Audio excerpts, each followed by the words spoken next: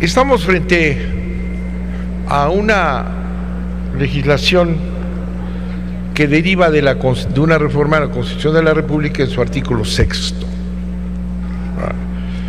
En ese sentido, tenemos una medición que respetar, y en el curso de este debate habrá que analizar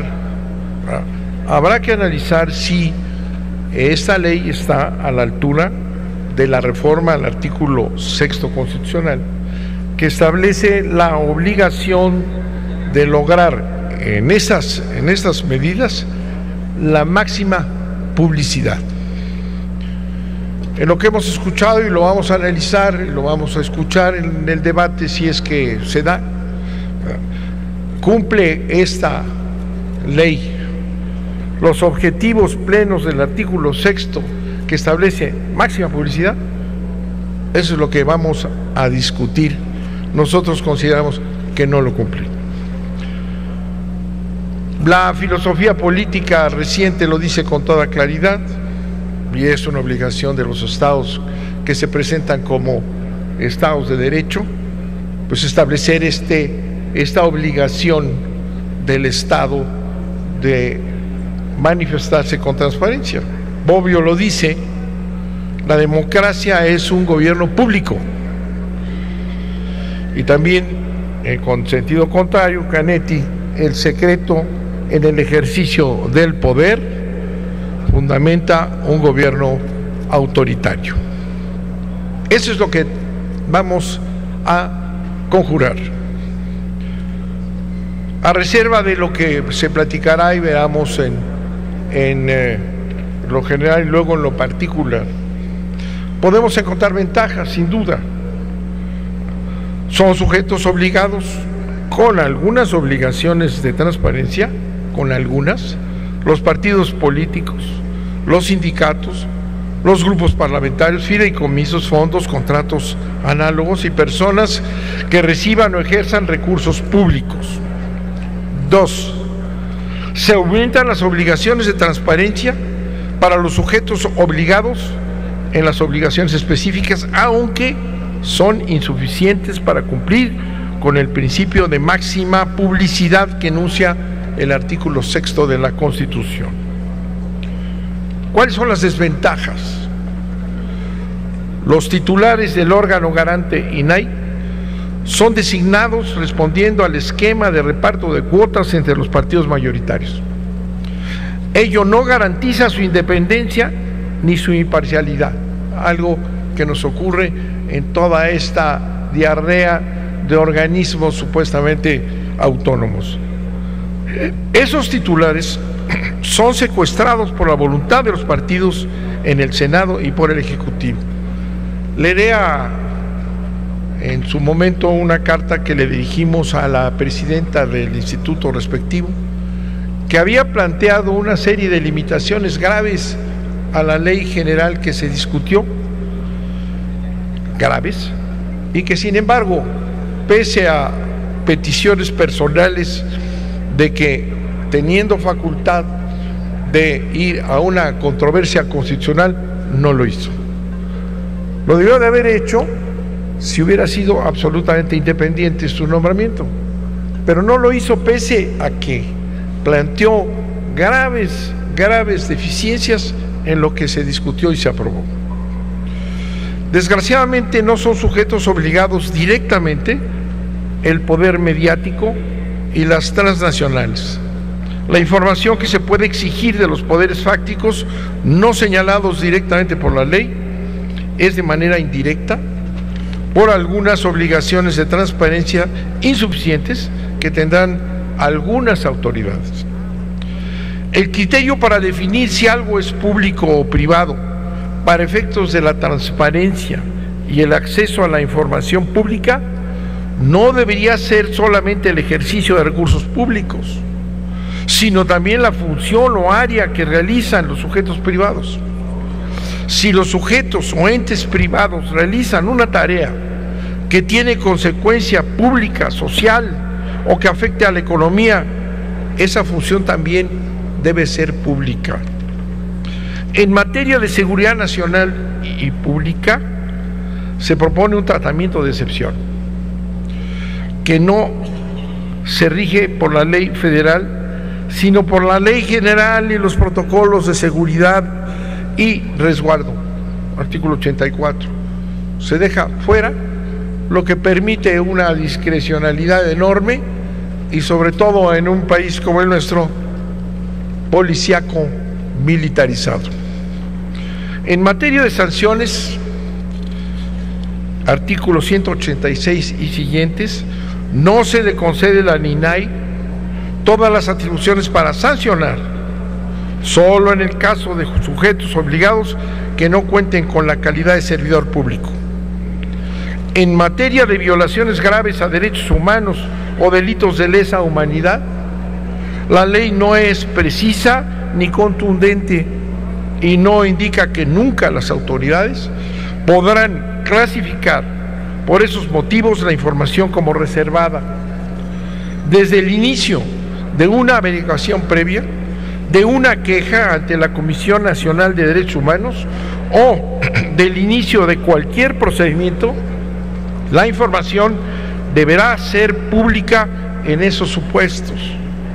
La ambigüedad e indefinición de la norma permitirá que las autoridades sigan, como hasta ahora, escamoteando la transparencia cuando se cometen graves hechos de violación a los derechos humanos.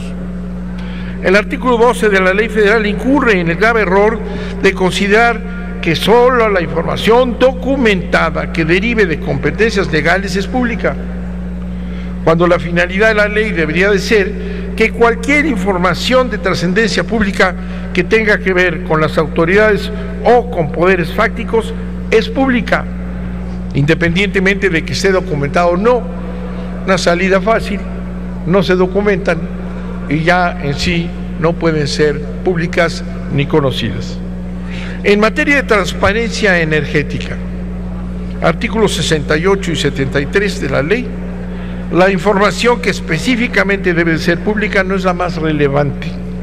Por ejemplo, no es pública la que tiene que ver con las personas físicas que son titulares o controlen las empresas energéticas privadas. Tampoco es pública la información derivada de los procedimientos de consulta a los pueblos originarios, que ya sabemos que están amenazados por la ocupación temporal, o sea, expropiación por las empresas transnacionales. Tampoco es pública la información derivada de los procedimientos de consulta, ni las evaluaciones de impacto social de los proyectos de infraestructura. Las normas en materia de transparencia energética son retóricas, al no prever el supuesto de conflicto normativo con las leyes secundarias en materia energética, algo que señalamos con toda claridad al discutir la norma general.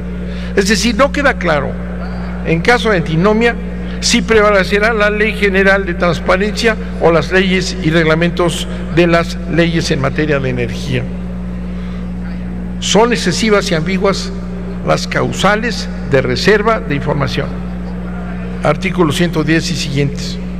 Es absurdo que las opiniones, recomendaciones o puntos de vista expresados en un procedimiento deliberativo no concluido se consideren información reservada.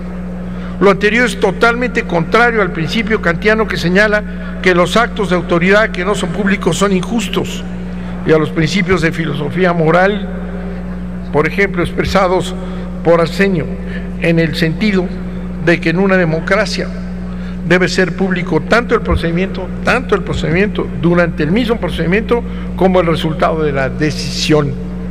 El poder y la corrupción anidan en procedimientos deliberativos que no son públicos.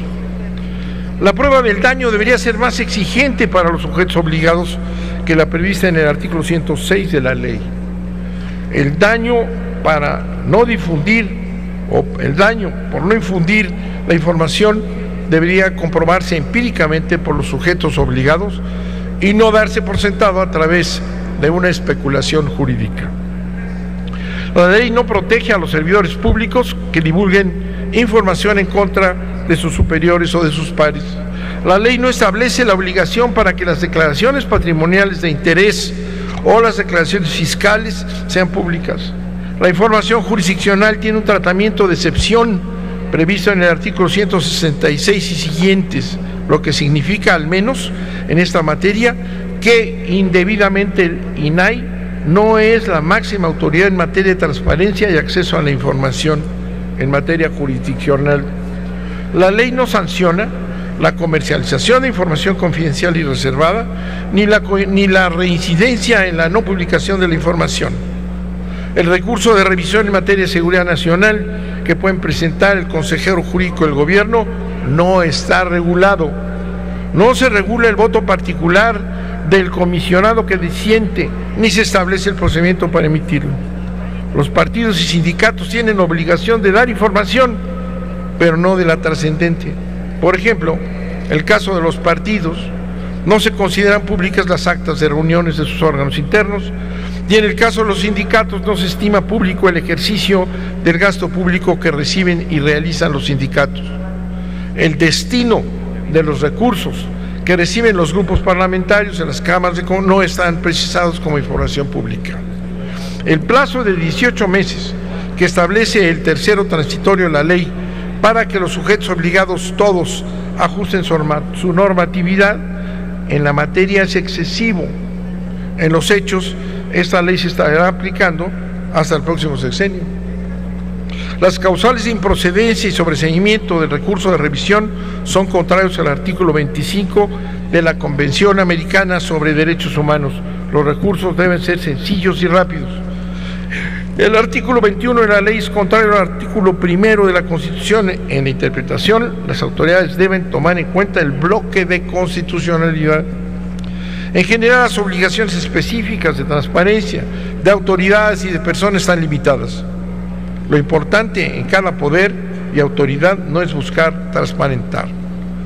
La ley contribuye a la simulación y no será un instrumento efectivo para combatir la corrupción. Conocemos los esfuerzos que han hecho para abrir y hacer del gobierno un gobierno abierto, pero los resultados revelan que no lo lograron del todo, sino que sigue un gobierno que no busca la apertura, sino la cerrazón. Y como esa materia es fundamentalmente una materia cuya aplicación requiere de voluntad política, los resultados de este jaloneo, de este sí o no, de esta máxima publicidad, pero que nada más tiene un avance, significan que el gobierno no tiene voluntad de transparencia y por tanto el resultado y el futuro están realmente gravemente cuestionados. Muchas gracias, señor presidente.